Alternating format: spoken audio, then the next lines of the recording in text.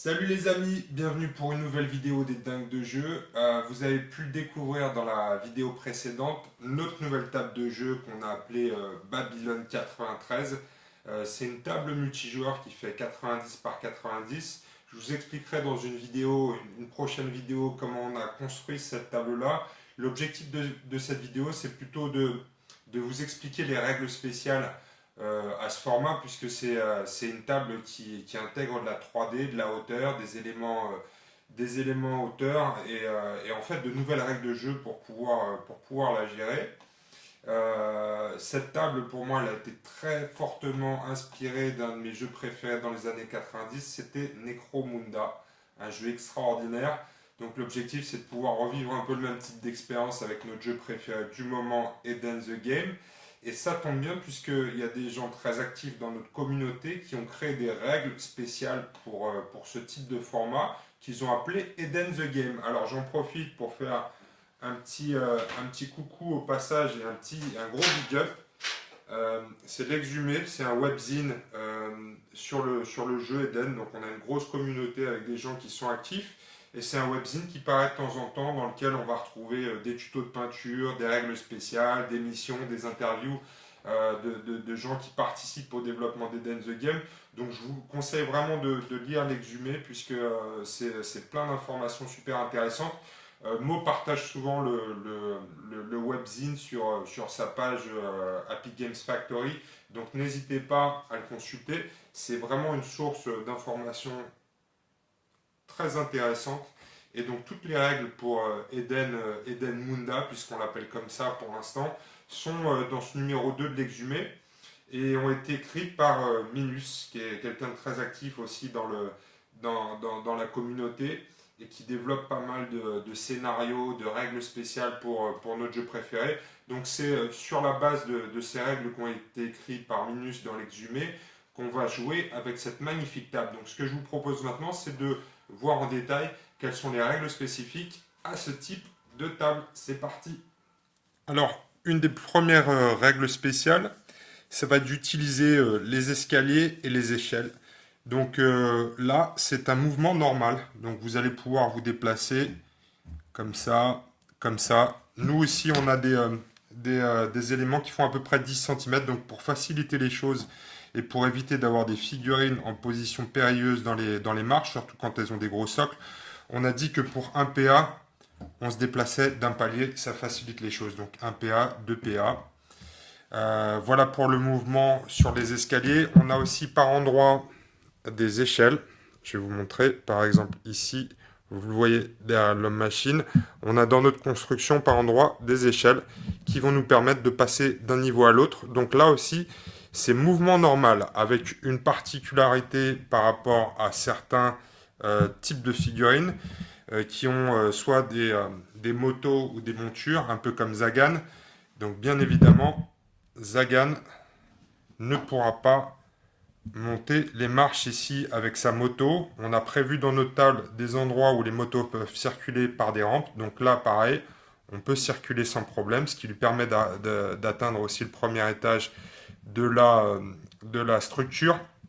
Mais pour la suite de ses déplacements, s'il veut passer par des escaliers ou par des échelles, il faudra qu'il sorte de sa moto, qu'il descende de sa moto. Donc on va faire des conversions de Zagan pour avoir sa moto seule et pour qu'on puisse avoir Zagan aussi à pied. Ce qu'on va faire peut-être dans la partie à venir, c'est qu'on va dire que voilà, on va utiliser une autre figurine en proxy et quand Zagan descendra de sa moto, ça deviendra ce personnage qui pourra ensuite se déplacer dans les étages en attendant une conversion, j'espère, très rapide. Alors la règle suivante, c'est enjamber. La règle, je vous la lis. Un combattant peut franchir un obstacle vertical, barricade, fenêtre ou caisse, dont la hauteur est inférieure ou égale à la largeur de son socle. S'il est plus grand, il doit alors le contourner ou l'escalader. Voilà, encore une fois, par endroit, on va avoir des barrières ou des barricades. On prend la hauteur du socle. Par exemple, si je veux sauter par-dessus ici ce renfort sur la petite passerelle, je vais vérifier la hauteur du socle. Et donc, si c'est inférieur à la largeur du socle, je vais pouvoir enjamber cette barricade sans problème. Si c'était plus haut que la largeur de socle, je ne pourrais pas. La règle suivante, c'est escalader. Le mouvement doit commencer au contact d'un mur, en haut ou en bas. Le combattant effectue un jet de rap dont la difficulté est égale à la moitié de la hauteur à parcourir. Les familiers et les figurines avec monture moto ne peuvent effectuer cette action. Donc voilà, par exemple ici, toujours, notre ami est au contact de cette structure, mais n'a pas d'échelle. Il va pouvoir l'escalader. Et donc pour savoir quelle va être la difficulté de son test de rapidité, on va mesurer en centimètres. Donc ici, on a une hauteur de 6 cm. Donc 6 cm divisé par 2, il va falloir que je fasse un test de rapidité d'une difficulté de 3 pour savoir si je peux monter ou même descendre. C'est-à-dire que si je suis à l'étage ici et que je veux descendre, je peux m'appuyer sur la structure pour descendre. Alors, en cas d'échec lors d'une montée, l'escalade échoue, bien évidemment. Donc, si je loupe mon test de rapidité, je ne vais pas pouvoir monter. Le combattant reste sur place et le PA est perdu. En cas d'échec lors d'une descente, le combattant reçoit un marqueur ralentissement.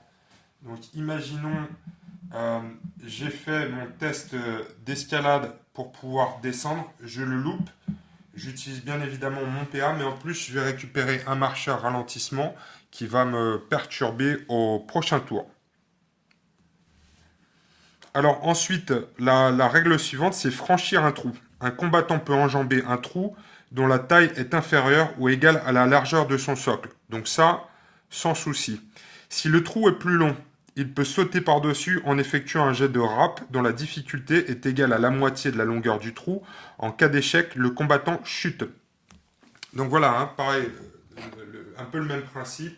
C'est, je veux sauter, plutôt que de faire le tour, je veux sauter entre ces deux éléments-là. Imaginons que je vais faire ça. Là, je pourrais bien évidemment faire le tour, mais si ce n'était pas le cas, je devrais sauter. J'ai 10 à franchir. Je vais devoir faire un test de difficulté 5 avec ma rapidité. Si je réussis, je passe de l'autre côté. Si je loupe, je vais tomber. Alors sauter, le combattant peut effectuer un saut vers un étage inférieur. Dans ce cas, la distance parcourue verticalement n'est pas comptée dans la distance de déplacement. Le combattant effectue un jet de rap dont la difficulté est égale à la moitié de la hauteur sautée. En cas d'échec, le combattant chute. Donc là, pareil, je suis ici et je dis je vais sauter. Donc là, je reprends la mesure. On est toujours sur le premier niveau, donc on est à 6 cm. Pareil, test de rapidité d'une difficulté 3, de pouvoir descendre. Et je le relis. Dans ce cas, la distance parcourue verticalement n'est pas comptée. Donc là, par exemple, j'ai fait mon saut et je peux faire mon déplacement normal. Voilà. Si j'ai bien évidemment réussi mon test de rapidité, puisqu'on va le voir en cas de chute, on va prendre des dégâts. La règle suivante, c'est la charge plongeante. Si un combattant effectue un saut vers un étage inférieur avec succès lors d'un engagement, il bénéficie d'un bonus de combat de plus 2 lors de sa prochaine attaque. Donc prenons l'exemple ici de l'homme-machine. Je vais franchir cette barrière et sauter. Donc là, il va falloir que je réussisse mon test de saut. Et je vais venir engager notre ami Ange de Dante. Et donc lors de cette phase de combat, lors de la première phase de combat, je vais bénéficier d'un bonus de combat de plus 2 au corps à corps. Alors la prochaine règle spéciale, c'est pousser. On peut effectivement pousser nos adversaires d'une hauteur. Imaginons ici notre homme-machine qui affronte un Ange de Dante en corps à corps. Que dit la règle ? Pousser. Avant d'effectuer le jet de combat d'une action d'attaque au corps à corps, un combattant peut déclarer qu'il va pousser son adversaire. Dans ce cas, au lieu d'infliger X blessures au combattant adverse, celui-ci est déplacé à l'opposé d'un combattant l'ayant poussé d'une distance égale à X centimètres. Donc là, par exemple, l'ange de dente peut dire, plutôt que d'attaquer, je vais transformer mes réussites en jet de poussée. Et donc, si je réussis 5 attaques sur l'homme-machine, je vais le pousser et il va tomber d'un étage. Dans ce cas-là, ça va peut-être pas être fatal pour l'homme-machine, mais imaginez qu'on tombe de 2 étages, ça peut faire beaucoup plus de dégâts. Puisqu'on parle de dégâts, on va parler des conséquences d'une chute. Chuter. Un combattant qui échoue lors de certaines actions ou dont le bord du socle est déplacé par un effet de jeu hors d'un étage chute. La figurine est déplacée à l'étage inférieur avant de poursuivre son action. Le combattant subit immédiatement une attaque de combat égale à la hauteur de la chute divisée par 2. Cette valeur est augmentée de la valeur la plus haute protection portée par le combattant. Si un engagement est rendu impossible par une chute, celui-ci est transformé en déplacement. Donc voilà, ce qui se passe, c'est que on va encore une fois prendre la distance parcourue par le combattant qui chute. On va la diviser par 2. Donc ici, on chute que de 6 cm. Donc je vais prendre une attaque de force 3. Et ensuite, je vais rajouter les éventuels bonus de protection de l'individu. Donc si par exemple j'ai une protection de 1 sur un membre et une protection de 2 sur un autre membre, c'est la valeur la plus haute qu'on va prendre. Donc je vais rajouter 2. Donc dans ce cas-là, on sera à 3 plus 2. C'est un exemple fictif, hein, il n'a pas de protection à 2. Mais plus on est blindé, plus on est en armure dans ce cas de figure, plus on va prendre de dégâts en chutant, puisque l'armure va engendrer aussi des dégâts additionnels. Donc dans ce cas-là, une force de 3, mais on voit que si on tombe d'un étage supérieur, on peut rapidement arriver à une attaque de 6, et donc se prendre pas mal de dégâts dans le corps. Alors, les règles particulières. Un combattant dans la figurine est trop grande pour passer entre 2 étages, peut traverser, mais ne peut s'y arrêter. Un combattant peut terminer son déplacement à un endroit où sa figurine ne tient pas physiquement, comme le milieu d'une échelle, un trou lors d'un saut, à la condition que son action suivante, lors de la même activation, soit un déplacement ou un engagement qui lui permette d'atteindre une position stable. S'il n'y a pas la place pour son socle, mais que toutes les autres conditions sont respectées, un combattant peut tout de même engager un adversaire situé à un autre étage, à condition que la différence de hauteur soit inférieure ou égale à 2 fois la largeur du socle de la figurine située en contrebas. Lors de toute autre action de combat, y compris un tir, un combattant bénéficie d'un bonus de plus 1 en combat contre tout adversaire situé à un étage inférieur. De plus, lors d'un tir, la portée est augmentée de 5 cm et le tireur n'est pas obligé de tirer sur l'adversaire le plus proche. Donc ça, c'est intéressant. Ça concerne les règles de tir.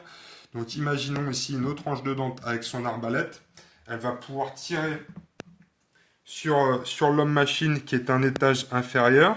Elle va donc rajouter 5 cm à sa portée, hein, puisqu'elle a une portée de 20 cm. Elle va pouvoir tirer jusqu'à 25 cm et elle va bénéficier d'un bonus de plus 1 pour son jet de combat.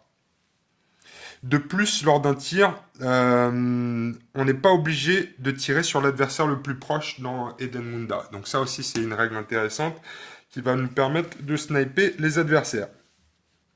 Alors un autre cas de figure, c'est les effets de jeu ayant une aire d'effet, souffle, explosif, choc, n'affectent qu'un seul étage. Vous savez que dans certains jeux, quand on place un gabarit, tout ce qui est en dessous, quels que soient les étages, c'est affecté. Ici, il faut choisir un étage et un seul. Donc je vais prendre un exemple, par exemple ici Moloch, qui a un lance-flamme, va pouvoir souffler notre ami homme-machine qui est à l'étage. Alors ce qu'on s'est dit également, c'est que en fonction de la portée, par exemple, un souffle de lance-flamme, on va le mettre à plat, comme ça, pour voir qui est dans la zone du souffle. Par contre, on ne va pas pouvoir tirer avec ce même gabarit lance-flamme à 2 étages en hauteur, hein, puisqu'il n'y a pas la portée. Donc ce qu'on s'est dit, c'est qu'avec le lance-flamme, on ne peut cibler qu'un étage au-dessus, pas 2. À condition d'avoir une figurine adéquate pour la représenter, un combattant monté peut descendre de sa monture en dépensant 1 PA. placer le combattant à pied au contact de sa figurine montée. Il perd alors tous les bonus associés et les dés de localisation touchant la monture sont relancés le cas échéant. Sa monture reste sur place et compte comme un marqueur. Ce combattant peut remonter dessus gratuitement et en terminant le déplacement à son contact. Donc voilà, ça c'est ce que je vous disais tout à l'heure. Imaginons Zagan ici, qui se retrouve contre un mur. Il va pouvoir descendre de sa moto pour un PA et ensuite escalader.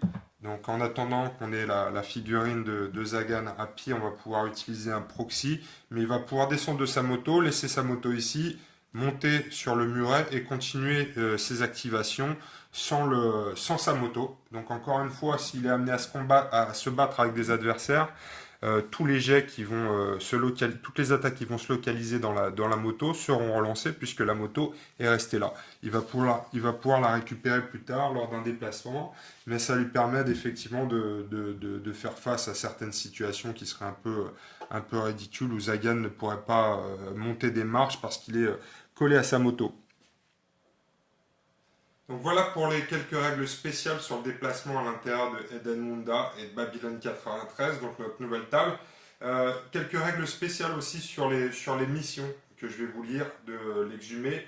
Les missions classiques d'Eden ne se prêtent pas bien à ce format de jeu. En effet, l'équilibre des missions tient principalement au déplacement possible. Or, les distances parcourues à Eden Munda sont généralement bien plus grandes en raison des nombreux niveaux à atteindre. Il est donc recommandé d'utiliser des objectifs de mission identiques pour les deux joueurs. Les objectifs potentiels sont nombreux. N'hésitez pas à utiliser les missions classiques, mais qui s'appliqueront alors aux deux joueurs. De même, les missions multijoueurs se prêtent également très bien à ce format.